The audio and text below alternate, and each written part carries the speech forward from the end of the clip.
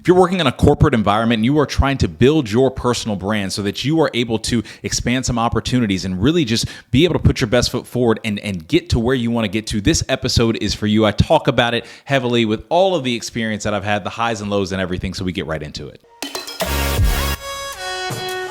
Welcome back to the Chasing a Greater Vision podcast. I'm your host, Rickey Jasper. Today, we're talking about how to build your professional brand in a virtual environment. This can be a very difficult but easy thing to do, right? So when it comes to building a brand, it takes time, but it is very intentional with how you do it. So there's 3 ways to do it. I feel like now I'm like the 3 tips person, but the first way is you want to be able to understand the landscape in the industry very well. The second thing is you want to flex your muscle, flex what you have. And the third thing is the best ability is availability. We'll get back into that as we go through it, but why is this such a struggle? And especially why is it a struggle now? And if you've listened to me, I've said it probably on almost every podcast. I've gotten laid off quite a few times. I've had contracts abruptly, and all because of economic conditions. And I've been trying to progress in my career. And thank God I've been able to progress in my career. But at a time, it was very difficult. So this will apply to you if you're trying to progress in your career and you feel like you're kind of stagnant.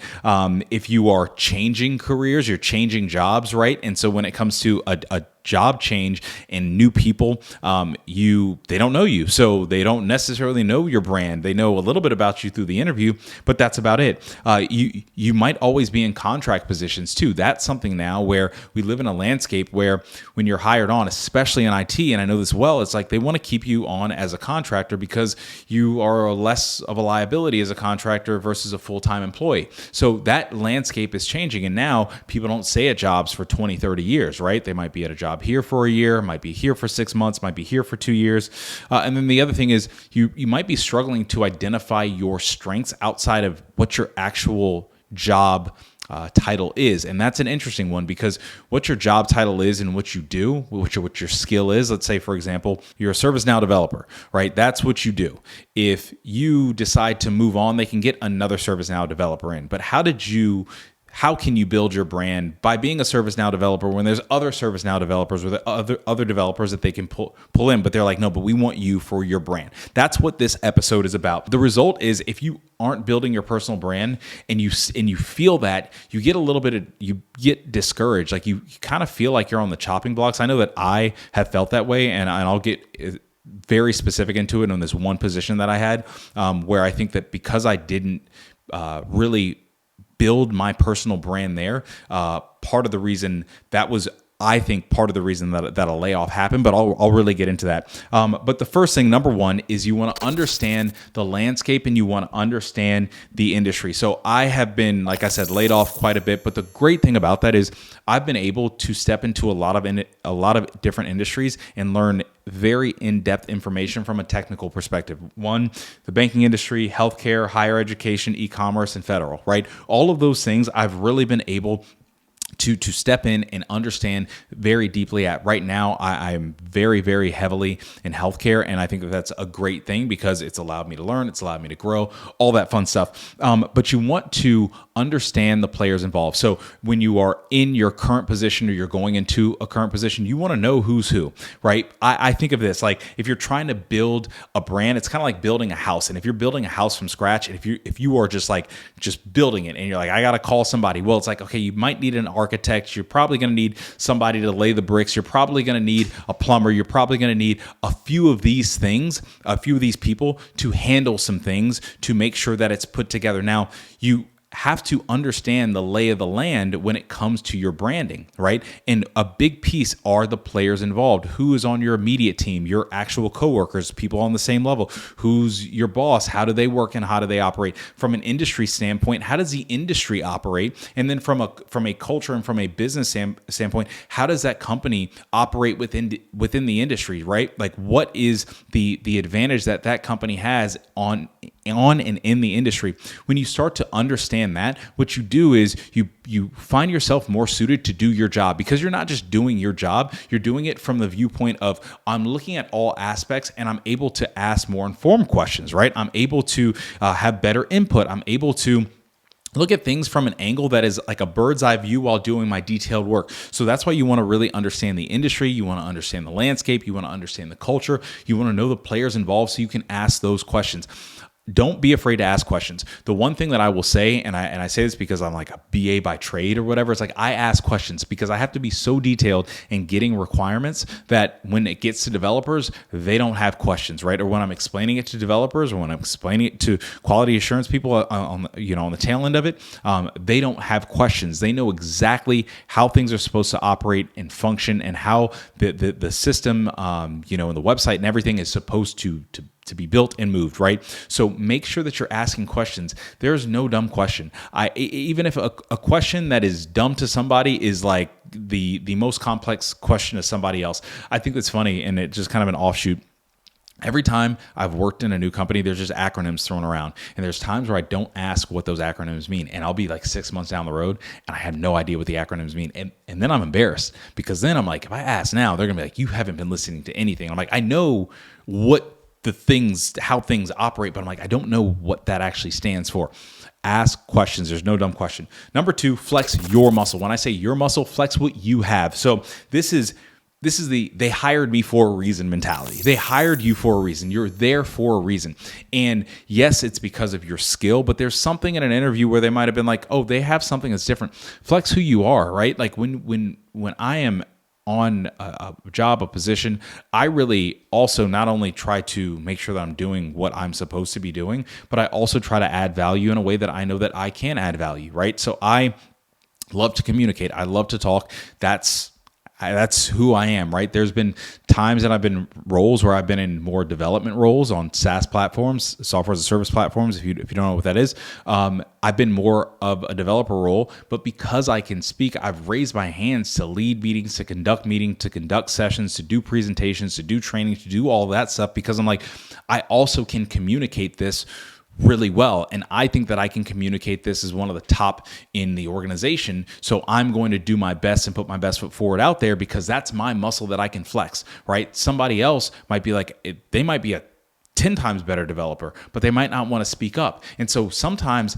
my muscle is like, hey, if you help me out with the development, I'll help you out with the presentation of whatever it is that you need presented, because you don't want to do that. You don't want to have these meetings, and I really don't want to develop, right? So when you have and you flex your muscle, people around you will see that and they'll say, oh, we'll put you in more positions because you're really, really good at that. We're going to make sure that you do that. And now I'm in positions where when we're starting engagements and stuff like that, and we're starting projects, it's like, hey, Ricky, go be strategy, go talk, go do whatever, boom, let's start to run it. Because it's like, I can talk, and that's something that I really love to do, right? I just love doing it. So whatever your muscle is, do it. To get back to that story that I told you, I worked for a healthcare company in San Diego as a business analyst, and it was the first time they had a business analyst, and my manager at the time was like, never had a business analyst. I don't really know how to work with a business analyst or anything. So I went in very passively, and I was like, okay, well, I don't want to step on anybody's toes. I'm just going to be here. I'm just going to kind of take requirements and take notes and blah, blah, blah. And I didn't assert myself to the point where I'm like, hey, here's what I actually think can create change, right? And so when it came down to it, when it was time to, renew the BA contract, they were like, hey, we're not going to renew the contract. Everything is great, but like, we still just don't know how to work with a BA here. Like, we're not ready for it, that type of thing. And I realized, I was like, oh man, like, dang, that sucks and everything. And they were great, but I was like, I just never flexed my muscle. I never flexed what I did best. I just stood there passively and I did what was required, but I just didn't assert myself to an area where I was like, oh, if I asserted myself, maybe it would have gone well. Like, that's where the contract ended anyway. They could have extended, but maybe they would, maybe they wouldn't have. But regardless, I went away from that being like, I could have done more outside of what I was just tasked to do. So make sure that you're flexing your muscle and asserting yourself in that way. And number 3, the best ability is availability. We hear that all the time in sports. It's like, hey, you can have a superstar that's injured that's out 80% of the time, or a decent player that's available 95% of the time. You're going to take that 95% every single time, because that person is somebody that you can depend on. Ability is dependable. Now, I will say this because I think it's so important. especially when you're working virtually, especially when you're working remote, is that your work should not be everything. It cannot be everything. Like it just can't, because you have to make sure that you have boundaries. For me, that's something that I had to work on. Like work was like everything. I was like, okay, if somebody hit me up and it's 7:30 and I'm hanging out with Carly, I'm like, okay, let me get to this real quick. Like, and I'll be 2 seconds and I might be 30, 45 minutes later, right? So the best ability during your working hours is you just being available, and not just being available to work hard, to put your best foot forward. When people are able to rely on you, when people are able to trust you, people are able for you to show up, that is a great thing. And I'll take it a step further. And it's not just being available as like, oh, my green light's on Slack or on Teams, right? It's I am available to give my consistent effort of flexing my muscle, right? So just because I'm there, it's when you come in contact with me, it's going to be consistent, right? Yes, everybody has some off days and there's things in life stuff that happens, but more often than not, you know what you're getting when you come in contact with this person. That builds a brand. When you see people and when you go into an organization, somebody goes, oh, that's the guy and he does this and he's the guy for that. It's because he's built that brand, or she's the woman for that. It's because she's built that brand. And you want to make sure that you do that, because that's something that helps you build the brand. And it's something where, and I say this, I'm happy that I've had to have so many job transitions, because what it has made me do is realize that when I step into these positions and these roles, I have to work really hard at building my brand, not just because, oh, I might be here forever, but it's, hey, if from an economic condition, the company doesn't win projects and they have to make layoffs, I built a brand that when somebody picks up the phone and they call whoever I'm working with, they're like, oh, no, hire him immediately. I've never not been with a job or with a career play or anything like that, because I've really focused on building my brand that carries throughout, right? And I have relationships with everybody in every organization that I've ever worked with because I built that brand. And I don't say that, in any sort of conceited nature at all. I say that because I really focus on putting my best foot forward and doing those three things. Again, number one, understanding the landscape. When you walk in, you understand the landscape, you understand the industry. People already are like, oh man, you care. And they want to connect you with the right people. They want to connect you with the right people that can help you out, that can help progress you even faster. Number two, flex your muscle. This is the most important one that I will say. Sometimes your muscle, it might just be nuanced and it might be different, but they hired you for a reason. You're there for a reason. And if it's something that you know that you do really, really well, and it makes people, ooh, this is new, this is different, try it. You've got to try it, because if you know that there's a way to do something that can help everybody involved, that's not just self-serving. Like that's the other thing, is like, if it's just a self-serving thing that's like, hey, it's going to help me but hurt everybody else, then I don't suggest that.